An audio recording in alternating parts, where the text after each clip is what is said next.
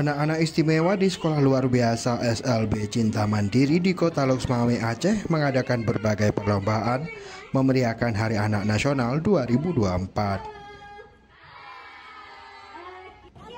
Pihak sekolah mengadakan lomba mewarnai, menginjak balon, mencucuk gambar, membawa gelang karet menggunakan sedotan dan melempar bola.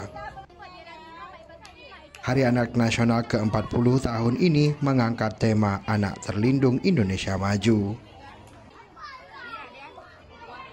Rozatul Jana, guru SLB Cinta Mandiri mengatakan, perlombaan digelar bertujuan untuk mensosialisasikan jika ada hak-hak anak yang harus dipenuhi serta mendatangkan kegembiraan bagi anak-anak. Menurut Rozatul Jana, mengajar anak-anak istimewa memerlukan kesabaran. Mengenal karakter anak menjadi kunci kedekatan guru dengan anak. Jadi kita hari ini memperingati Hari Anak Nasional tahun 2024. Kita ingin mensosialisasikan bahwa ada hak-hak anak yang harus kita penuhi, dan kita ingin warga sekitar, terutama di sekolah itu, dapat berpartisipasi pada Hari Nasional Anak. Hari ini kita ada beberapa lomba. Yang pertama itu ada lomba menginjak balon, yang kedua ada lomba mencucuk.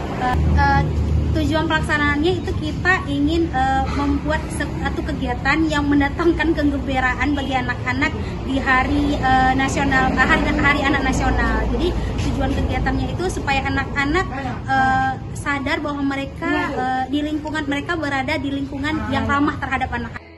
Tahun ajaran 2024-2025 ada 80 murid di SLB Cinta Mandiri yang terdiri dari murid tunarungu, tunagrahita, tunadaksa, dan autis.